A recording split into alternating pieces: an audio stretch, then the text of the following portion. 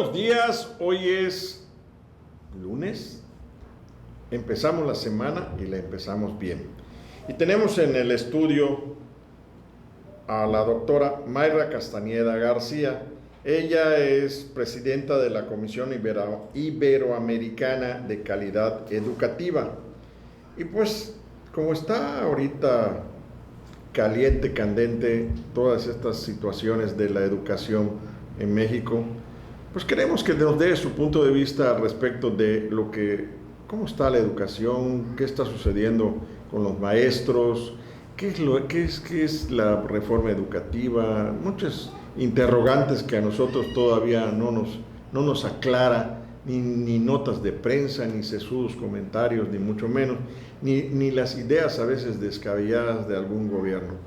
Esto debido a que ella pues ha estado perfectamente preparada. Nosotros la tuvimos aquí como colaboradora de opinión en nuestros inicios, hace muchos años, no tantos, ¿verdad? Tranquilo, ¿verdad? En cuanto al tiempo. Pero bueno, Mayra es una gran amiga aquí de nuestra casa editorial y la conocemos en sus inquietudes desde muy joven, muy niña. Y pues nos dice que ella se ha capacitado perfectamente, ha hecho una carrera dentro de la cuestión magisterial y educativa a nivel internacional que nos puede llevar a despejar ciertas dudas que podemos tener. Y bueno, pues vamos a comenzar, porque esto es mucho preámbulo, pero pues la crema a los tacos, primero tenemos que hacer el taco. Mayra, muy buenos días. Gracias, muchísimas gracias. Aquí a tu casa desde hace muchos años. ¿Qué pasa con la educación en México? Bueno, pasan muchas cosas, David. Bueno, antes que nada, muchísimas gracias por la invitación, por el espacio que se nos brinda para platicar acerca no solo de todo lo que se ha estudiado, todo lo que se ha generado en base a lo que es la problemática educativa, sino también desde la perspectiva de lo que como Comisión Iberoamericana de Calidad Educativa hemos podido presentar a nivel internacional. Bueno, yo creo que lo que sucede en México no lo podemos ver como un caso aislado. En México están habiendo una serie de cambios y de reformas. Bueno, ya tenemos reformas desde hace 18 años en México, pero esta última reforma, que se habla de una reforma estructural, ha generado grandes resistencias y ha generado mucho conflicto, también hay que decirlo, pero no es una cuestión aislada, no es algo que solo esté sucediendo en México.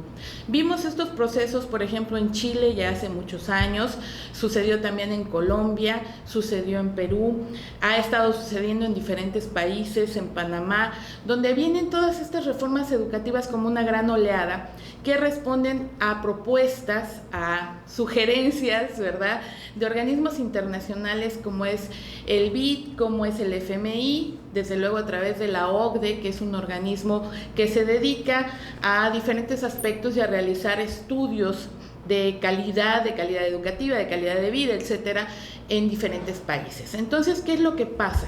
Bueno, se le exige a los diferentes países que respondan a una agenda internacional donde, después de hacer todas estas investigaciones, se concluye que gran parte de la problemática de la región tiene que ver con la educación.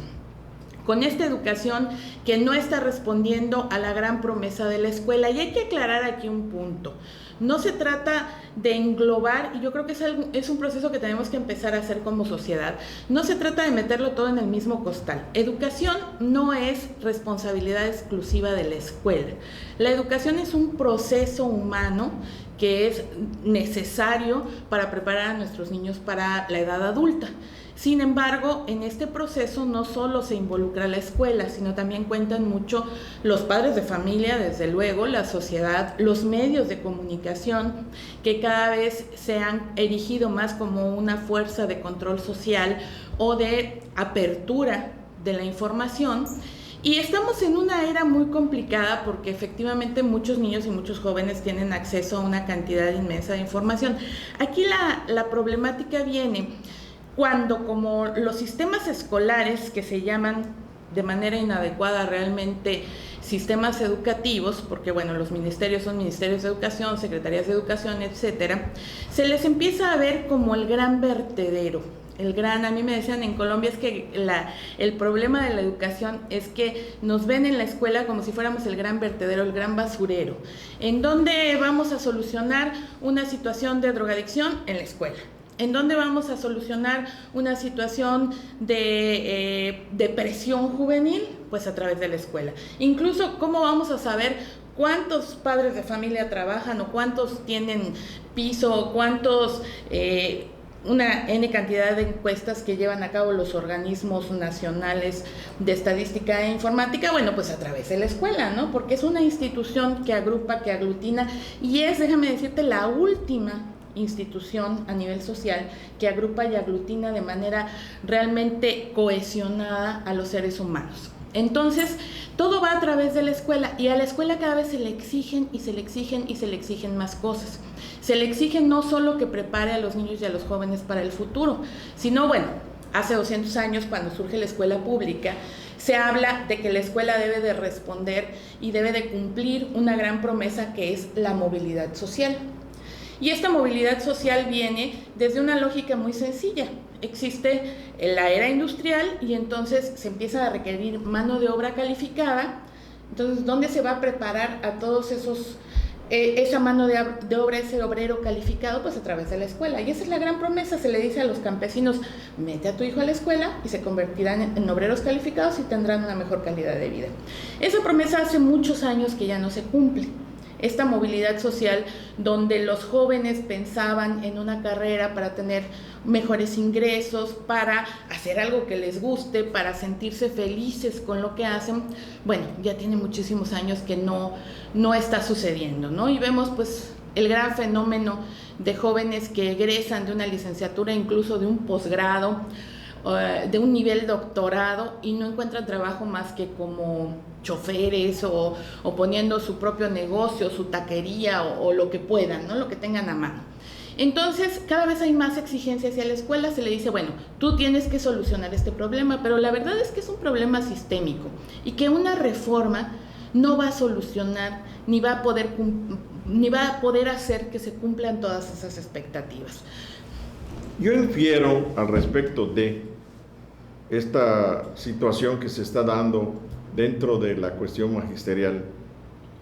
Hay dos bandos en estas cosas: los maestros y los sindicatos, la CENTE con C y el CENTE con S. Esto viene en la creación de esta situación, de estos bandos, es cuando las cuestiones políticas se distenden, se rompen. Incluso hay una persona en la cárcel que era dirigente, el Bester Gordillo, que era del CENTE, y de la CENTE, que vieron ese hueco propicio para poder crecer y hacerse presente en esto, y aprovecharon una coyuntura que se llama reforma educativa. Y la reforma educativa traía dentro de la reforma educativa la evaluación a los maestros. O sea, esto nos lleva jalamos ese hilo y empezamos a darnos cuenta de qué está sucediendo. Pero bueno, los terceros perjudicados no son los maestros, ni es el gobierno, porque el gobierno maneja los oros del pueblo y los maestros reciben los oros de la población. El gobierno, el pueblo y los padres de familia.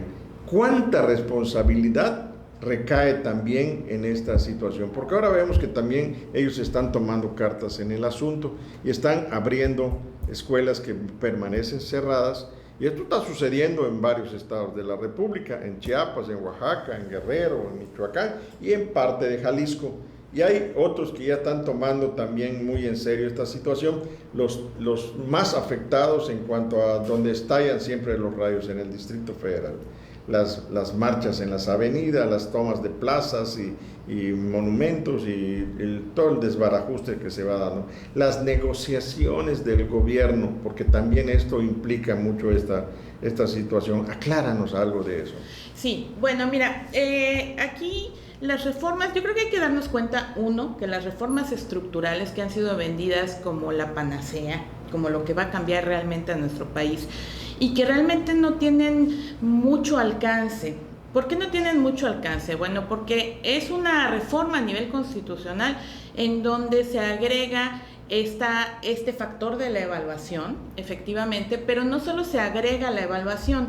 Hay que decirlo bien claro, a los maestros se les viene evaluando desde hace muchos años. Los maestros llevan a cabo muchas evaluaciones a lo largo del año y cada año ellos llevan a cabo procesos que son procesos de actualización donde también se les evalúa. Aquí la clave del asunto está en ligarlo con la permanencia, ¿sí? Porque además los maestros hace muchos años también que para ingresar al servicio profesional docente requieren hacer un proceso de evaluación. Entonces, cuando entran los maestros, ellos pasan por una prueba y después, a lo largo de su ejercicio profesional, llevan a cabo muchas pruebas.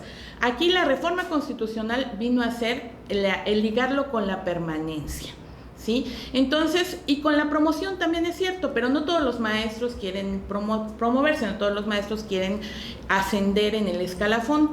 Muchos de ellos, bueno, pues se han introducido en programas como carrera magisterial, donde también ellos acceden a mejores ingresos a través de este proceso. Esto ha variado muchísimo y necesariamente ha generado resistencias fuertes, ¿no?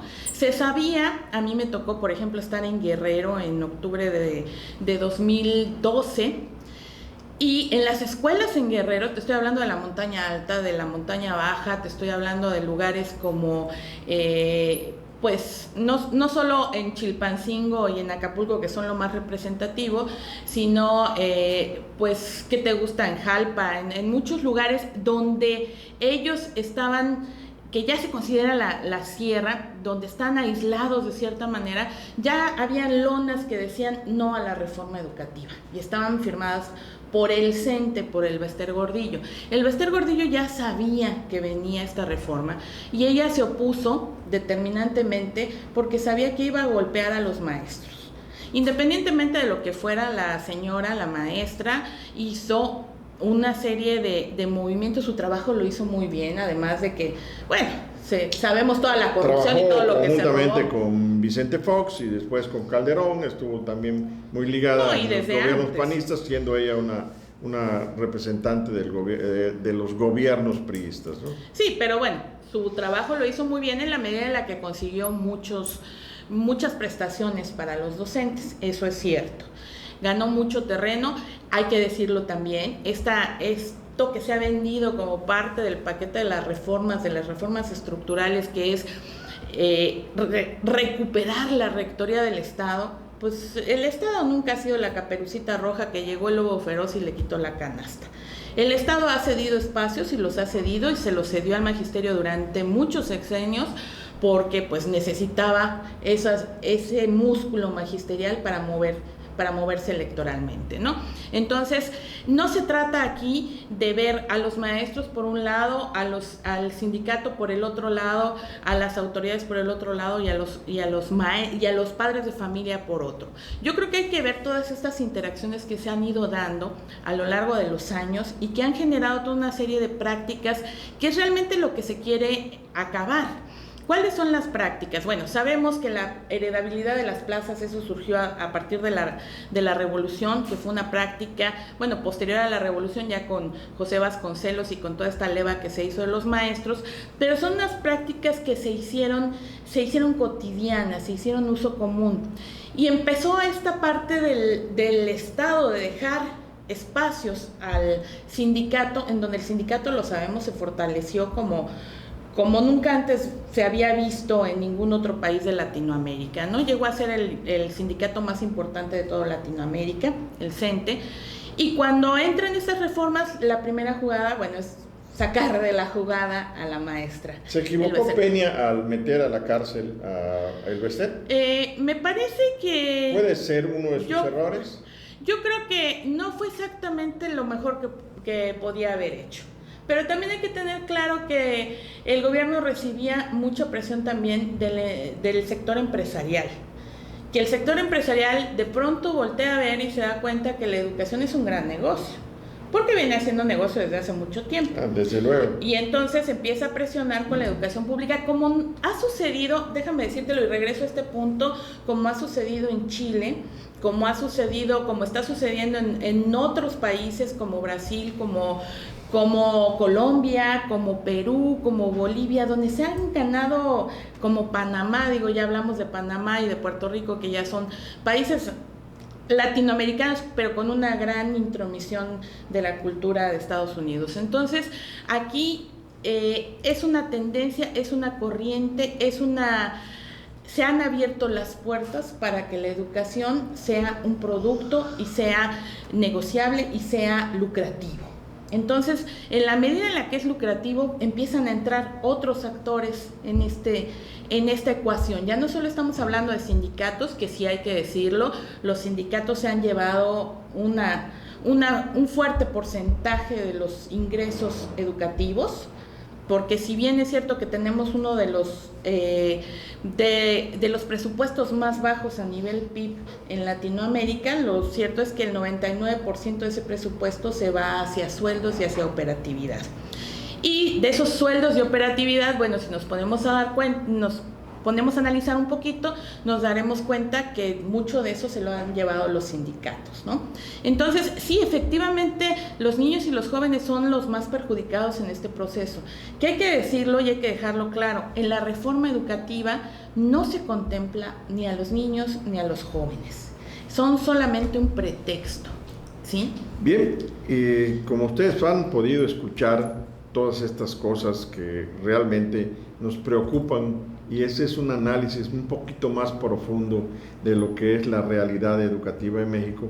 Pero pues me gustaría saber, Mayra, porque ya se está dando en estos que hemos mencionado, en estos lugares donde está el problema de que se afecta incluso a otros terceros, por así decirles, ya no solamente a los niños, sino a la situación del comercio organizado, de las industrias, del turismo y de otras colaterales que son verdaderos dramas para todo esto, que el gobierno incluso les va a tener que perdonar impuestos y va a tener que apoyarlos económicamente y todo, que es parte de esto. Pero el atraso educativo es patente. Nada más que este atraso educativo, los visionarios del billete están creando una serie de escuelas particulares, muchas cientos de escuelas particulares, para con cuotas accesibles ganarse ese potencial humano que está pues de la mano de Dios. O sea, no saben cuándo va a terminar esta situación, ni saben cuándo el gobierno va a poder solucionar con sus mesas de diálogo y todas estas cosas. La problemática, a veces están bien y de repente regresan y vuelven a hacer los plantones y todo. ¿Quién financia todas estas cosas? Pero los grandes intereses que ya están haciendo esto, están llevando esa agua a su molino para crear esas escuelas particulares que posteriormente se convertirán en preparatorias y escuelas universidades y posgrados y todas estas cosas. Sabes de estas cosas, el regreso a clases y todo. ¿Cuál sería para ti la solución más práctica al respecto de? Porque podemos jugar la pelotita, quitar al portero de la portería, para la redundancia, y tirar a gol. Pero ¿cuál sería? ¿Cómo meter ese gol para decir la solución es esta? Bueno, mira, yo creo que hay que darnos cuenta, primero que nada, realmente quién es el beneficiado con todo este proceso. Porque de ahí viene realmente el apoyo, viene jalar estos hilos de los que acabas de hablar.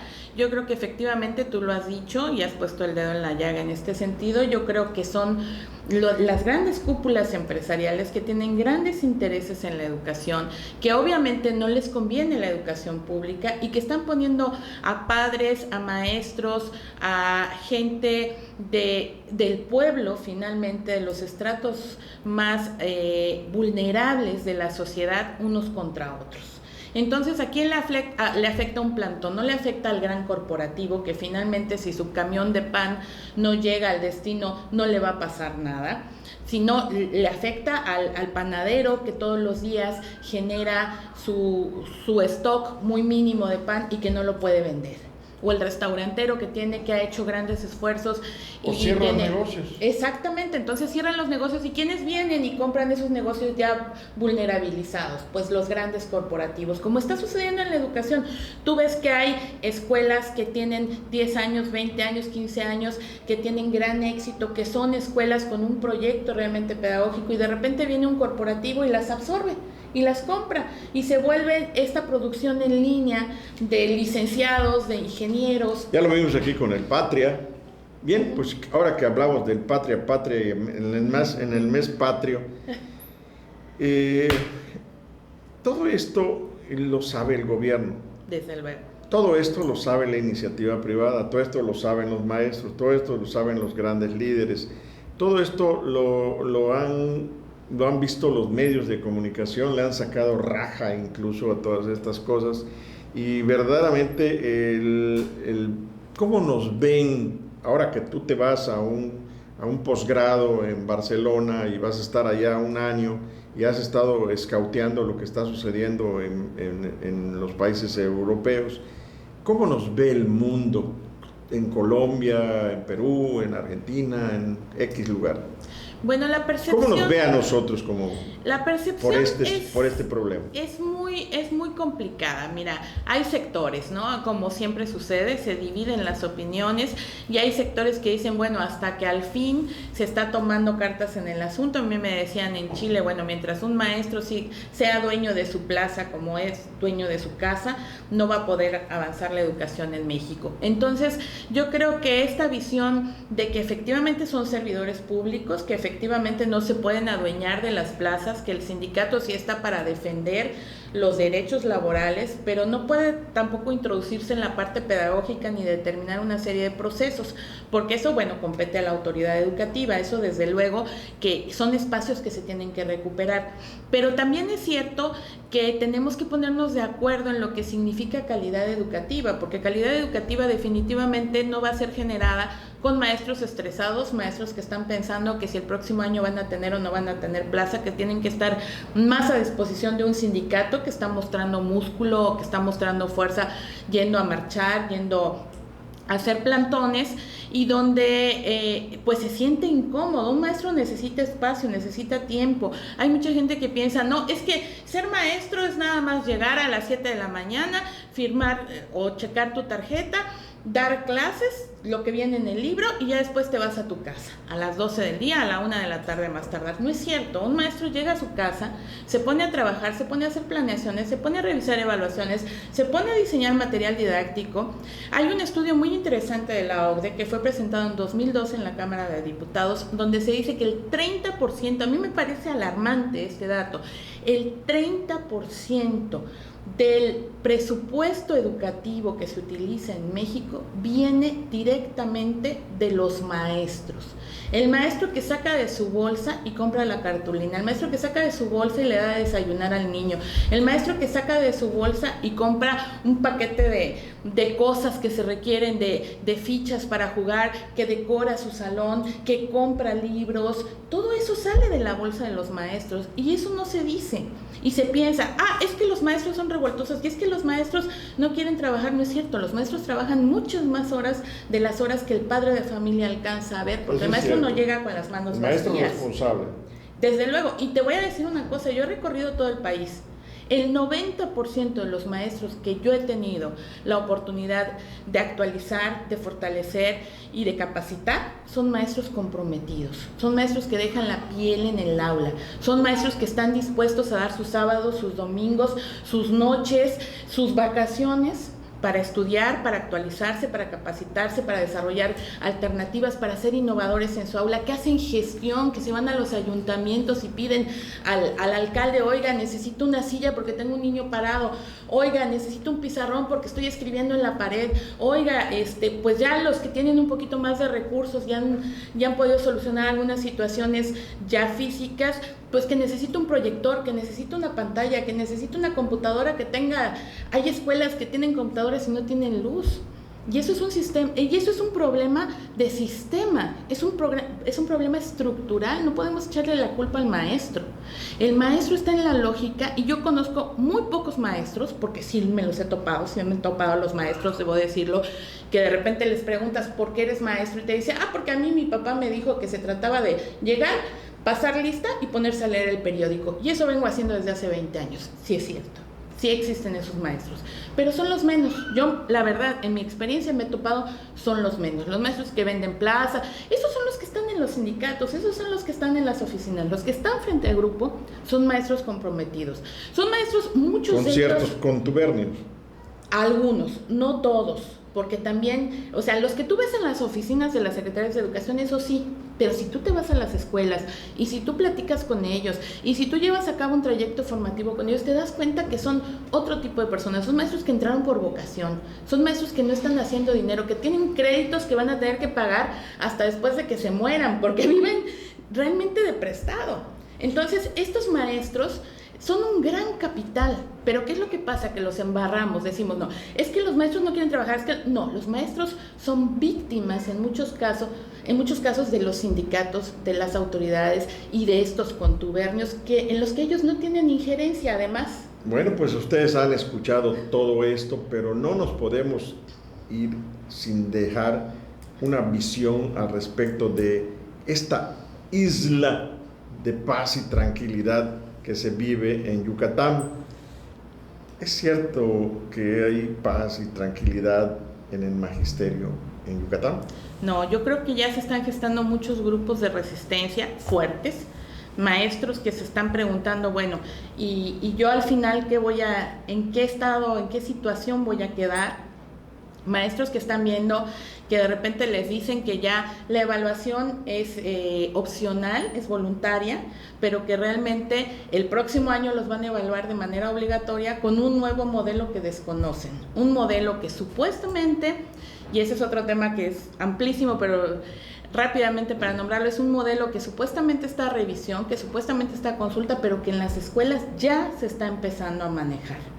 Entonces, yo creo que son procesos muy complejos que están haciendo que el maestro de a pie en Yucatán, en las comunidades, en la escuelita que está allá en Sierra Papacal o que está ahí en Aquil o que está en esas comunidades, de repente empiece a cuestionarse, bueno, ¿vale la pena tanto esfuerzo, tanto compromiso, tanto de repente sacar de mi bolsa, dejar a mis hijos solos, no ir a sus fiestas, para que al final de cuentas el mismo sistema me esté corriendo, me esté sacando?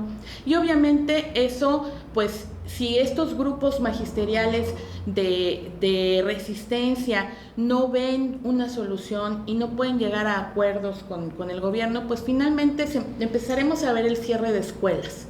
Y empezaremos a ver escuelas privadas que empiezan cobrando poquito y al rato nos van a cobrar el resto de nuestra vida. Yo tengo un amigo, déjame decirte, en Chile, que cuando cumplió 50 años terminó de pagar su licenciatura, siendo él ya doctor. Mira, pues bueno. Y esa es la realidad de ese tipo de países y hacia allá vamos, que es lo peligroso, ¿no? Mayra, te agradezco mucho todo lo que nos has estado advirtiendo el día de hoy aquí en laentrevista.com, y como siempre hemos hecho, bien, pues te encargamos, así cuando ya estés en tu famosa maestría o doctorado, como le quieran llamar, en la madre patria, allá en la Barcelona, donde está, pues, no sé, muchas culturas que nosotros todavía no hemos podido asimilar, pero que también nosotros hemos propiciado situaciones.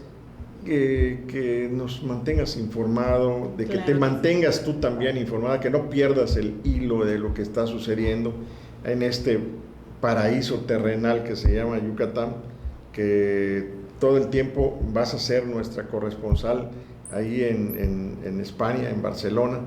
Te queremos desear mucha suerte.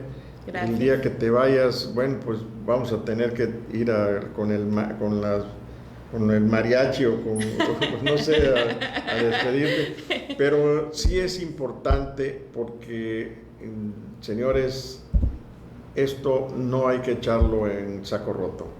Todo lo que nosotros podamos saber y aprender de estos grandes conocimientos, a ella se ha fajado el lomo para estas cosas y lo queremos recalcar.